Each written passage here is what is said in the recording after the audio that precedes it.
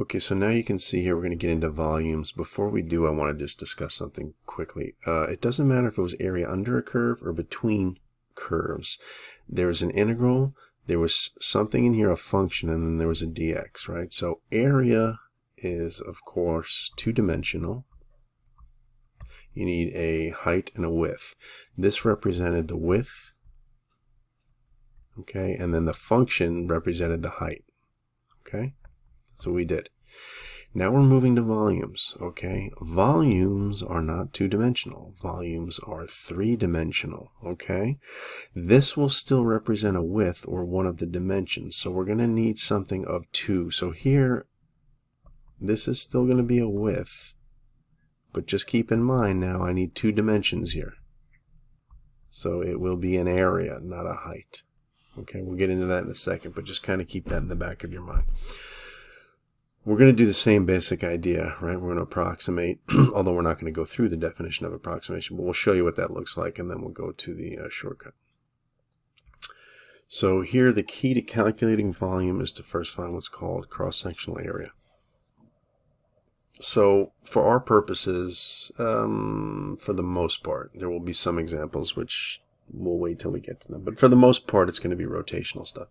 So you're going to basically take a curve, right? Take a simple curve and then kind of rotate it around an axis. And that's going to create a solid, okay? And so doing that, we want to find the volume of the solid. So the idea is to find the cross-sectional area. The cross-sectional area is perpendicular to the rotation. So when you rotate around the x-axis, this is a cross-section.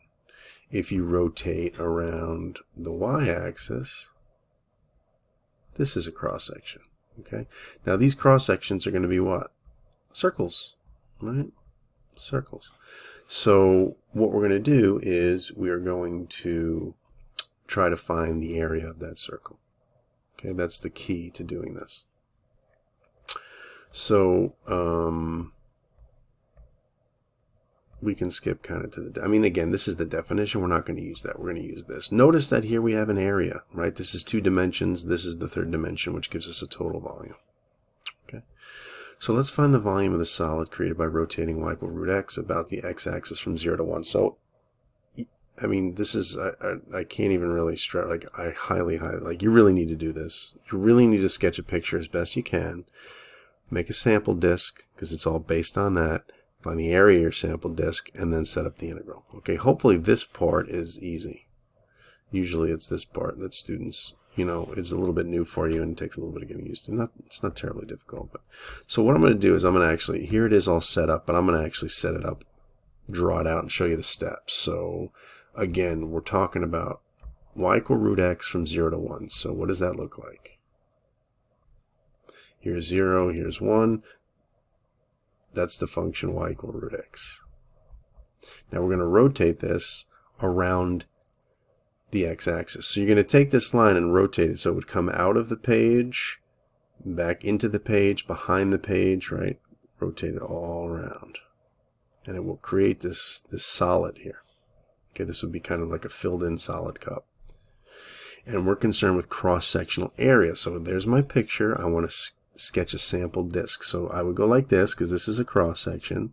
And if you were to take a knife and slice right down that, and then take it out and slap it down on the paper, it would be a circle, right? The circle would have a radius r.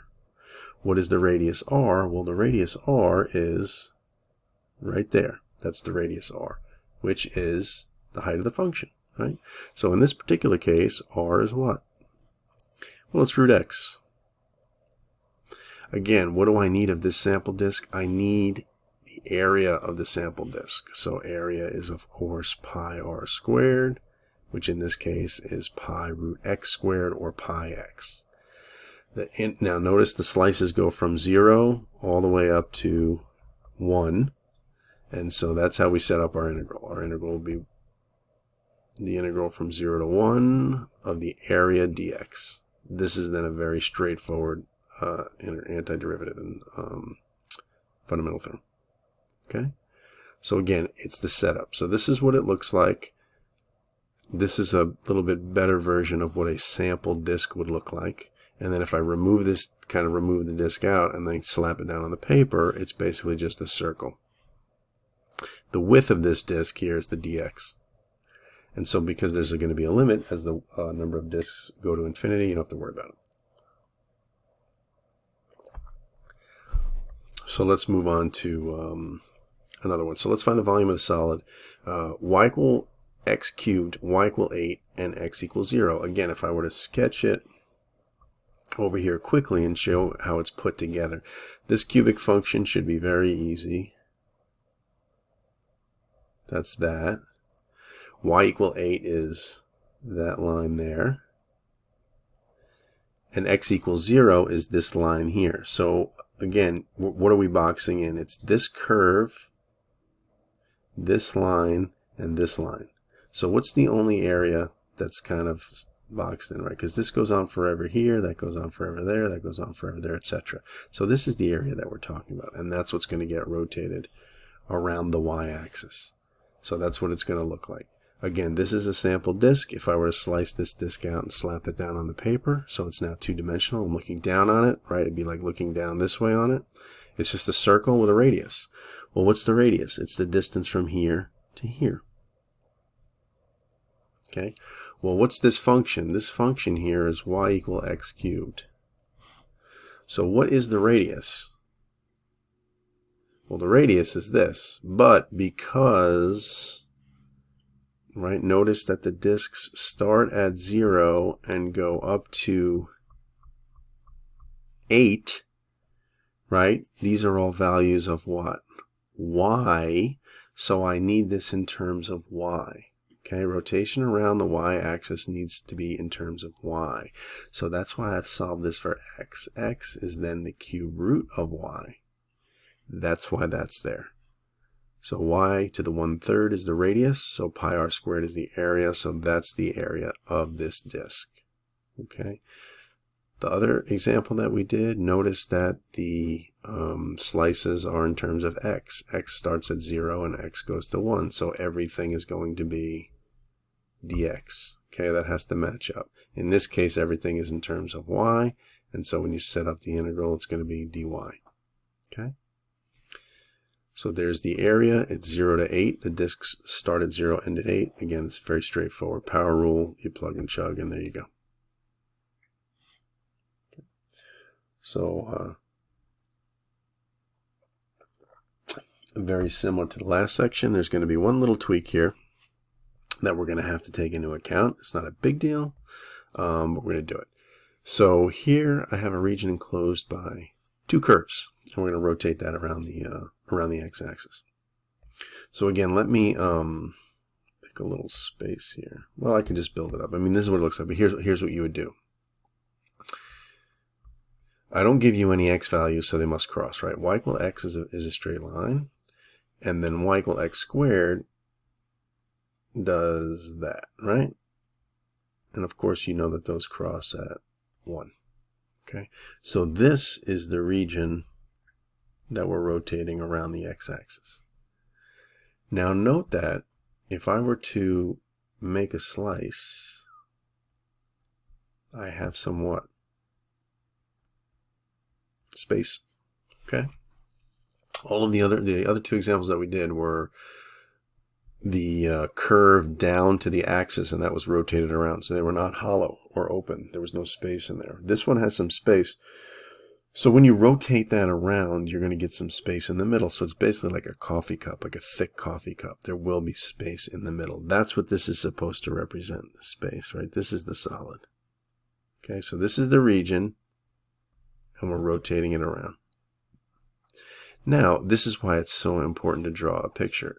Really, nothing changes, right? You still get a disk. You take it over here and put it down flat on the paper, and you still have a circle or a donut, really, that you're trying to find this area of. The only difference now is because there's some empty space in it, it becomes the big circle minus the small circle. Okay, so it ends up being the big circle. The area is, what are we calling we're calling R2 the radius of the big circle. So it would be pi R2 squared minus pi R1 squared.